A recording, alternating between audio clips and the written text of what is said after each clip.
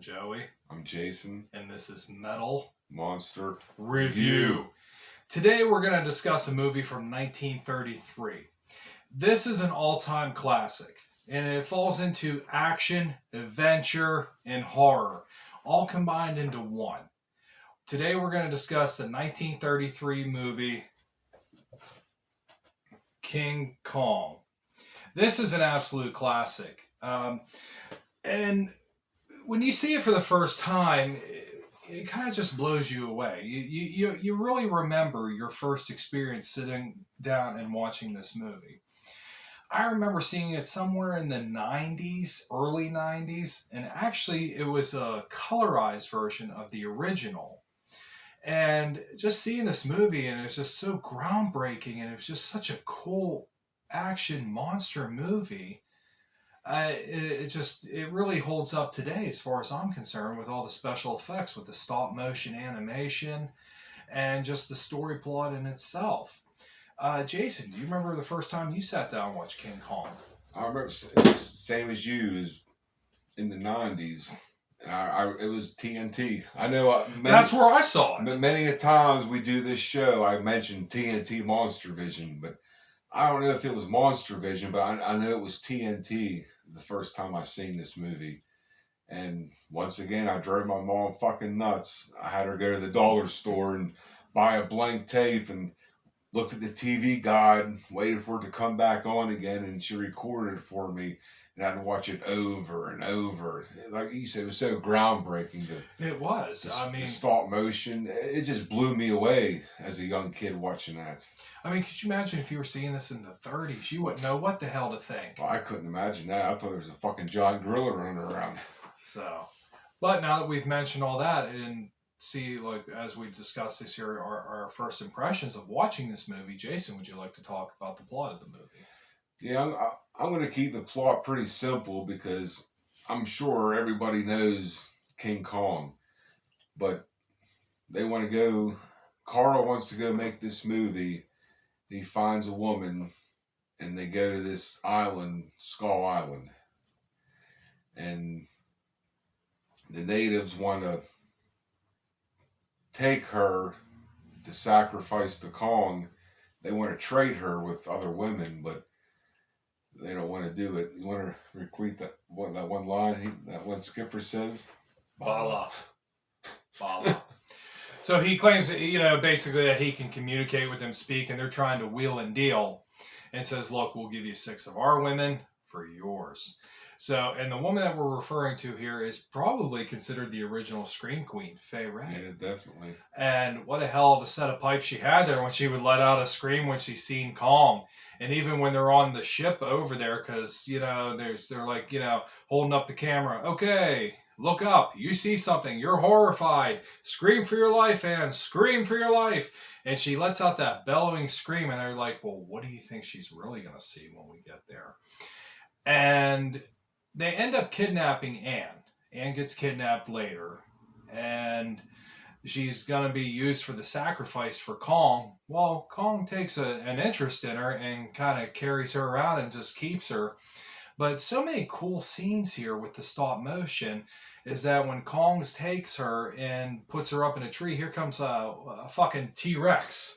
And Kong gets into this massive fight with this T-Rex and ends up breaking its jaw. And then after he kills it, you can see the blood coming out of its jowls, if you will.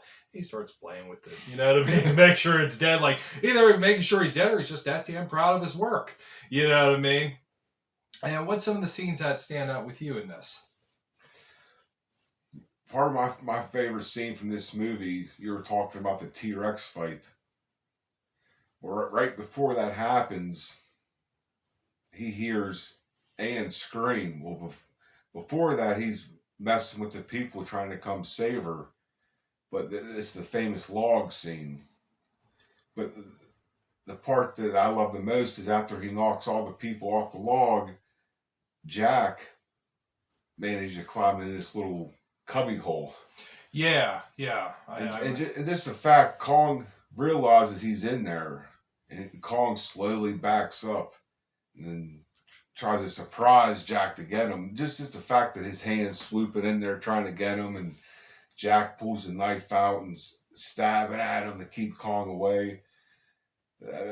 That scene to me is just awesome. And Kong backs up and looks at his hand because he was just jabbed with a knife, One of my favorite scenes is when spoilers ahead. If you haven't seen this, then spoilers ahead, like I always mention, is that when Jack ends up rescuing Anne and they're running back towards the village and they're going to leave, hightail it the fuck out of there because Kong's going to be looking for him and he's going to be mad as hell, needless to say, is when they have a look out there at the top and say, Kong is coming, Kong is coming. And they have these giant barricades up. And they have this huge piece of wood that they're just used to just pretty much almost like deadbolt the door. And Kong is pushing on the door and everybody is running and pushing against the door to keep him from coming out. But the scene is so iconic when those doors just fly open. And here's Kong standing there, and they're all hightailing it the fuck out of there. And Kong just destroys the village, picking up people, putting them in his mouth. And that was something that nobody was expecting to see that in the 30s. He just puts them in his mouth, throws them down, stomps on them. It's really kind of graphic and violent for its time. Actually, what you're talking about, I remember watching that when I was younger, and when he picks the native up and puts him in his mouth, and it's like the stop motion is amazing, and it's just like he's actually pulling on that poor bastard and just throws him on the ground. Oh, it's great. So they end up sedating the monster, and Carl Denham, is like, hey, there's millions in this. I'll share it with everybody. We can bring him back to New York. Put him on Broadway. Nobody's going to believe this. They have to see it to believe it. And that's the thing about this movie is that everything that we're describing, you have to kind of see it to really appreciate and understand what we're talking about. But when they had Kong there up on the platform and they're taking the pictures, and just when he breaks free and runs amok in New York, that is such a groundbreaking, cool scene. I love that a lot.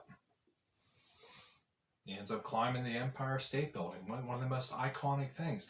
I mean, this movie isn't just an action adventure horror movie. I could easily throw this into one of the greatest movies of all time. Oh, I could too. I mean, you'll see it from time to time. Maybe Turner Classic Movies will run it.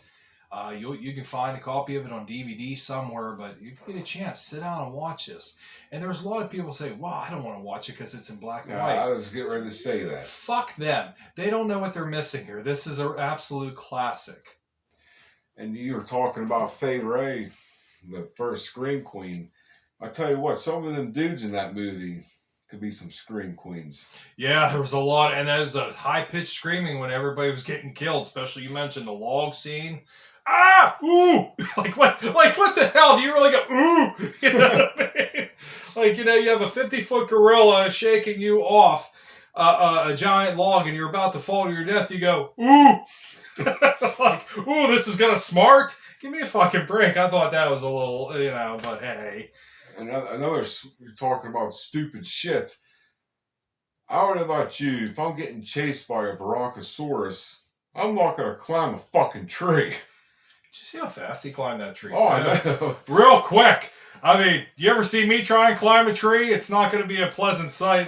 What the hell? Those were his good pants, too. You know what I mean? Needless, it doesn't end well for the poor guy, but the scream he lets out whenever the bronchosaurus reaches around the tree and grabs him,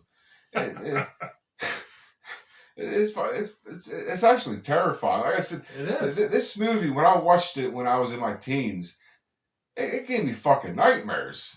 I can understand that. I remember I watched this as a kid in the early 90s, and I was just blown away by it. And it still stays with me today.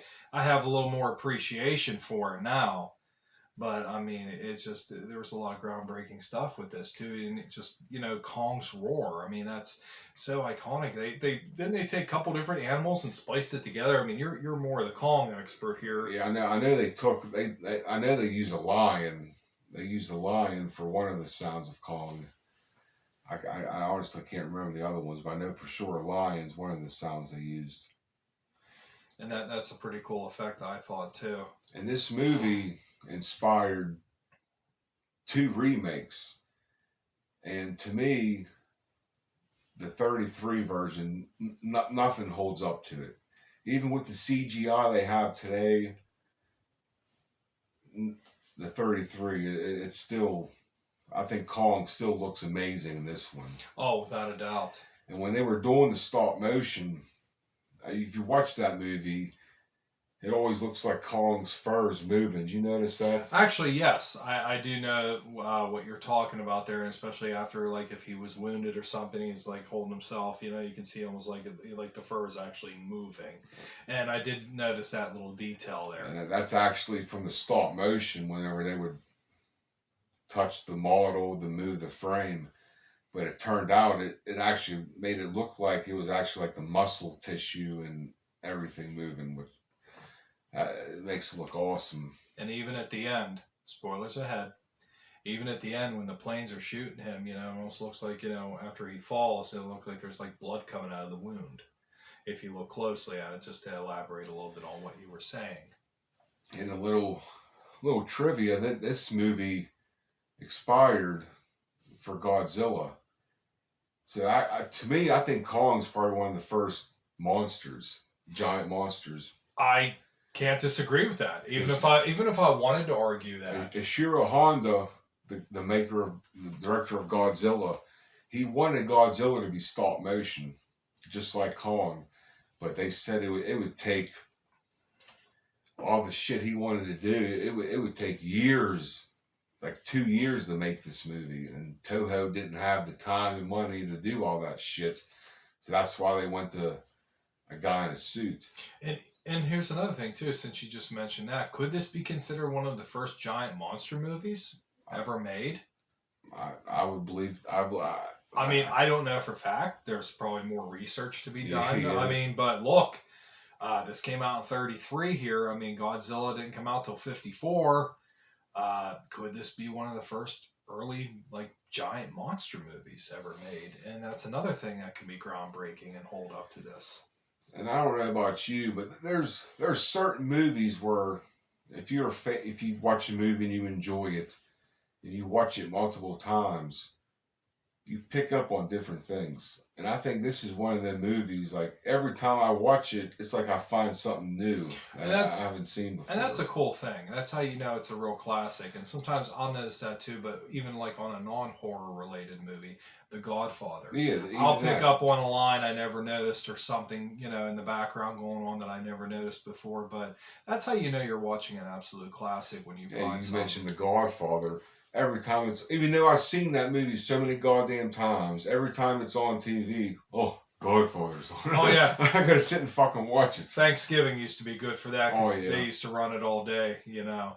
And I know I got the DVD sets floating around over there too. But yes, I agree with you. I found myself watching that too. But whenever I rewatched it again for this review, the scene I talked about, I love where the log scene. But whenever Jack's defending Kong up, this lizard's climbing up the vine to come get Jack. And I just realized that lizard only has 2 legs. I never noticed that until you told me that. I never had to go through it and check that scene out. I never noticed it. I never noticed that either. Things got 2 fucking legs, until last week. And they're both on the side, like the fuck. I never noticed that either, but that was a totally cool thing too. And the first thing that popped through my mind once I realized it was, I wonder if they used this for Kong Skull Island, because the skull crawlers only have 2 legs. I mean, look, it could be, hey, check it out for that retro effect. You know what I mean? I'm not saying that's like definite, but no, I just watch, because I love my monster movies. Yes, you do. That's why we do this, because we enjoy monster movies. I remember going to see Kong Skull Island. I never thought 2 cents about that until I rewatched the original Kong for this movie, and then my mind started turning, like, man, that looks like a fucking skull crawler. Only has 2 legs and a tail. So, do you have anything else you'd like to add about King Kong? Just check it out. Even if you have seen it, watch it again. Maybe you can experience some of the shit we did, the little things you never seen before. And if you've never seen it, sit down and give this one a watch, because this might be considered one of the all-time great movies of all time. And let us know in the comments, what's your favorite scene of King Kong? Or let us know if you've seen a little detail, because I'd love, if you guys see something, let me fucking know, because I'd love to tell me what you guys seen. I've already watched the goddamn movie to try to catch it too. Absolutely. We'd love to hear your feedback. So feel free to subscribe to Metal and Monster Reviews. I'm Joey. I'm Jason. And this is Metal Monster Review. Reviews.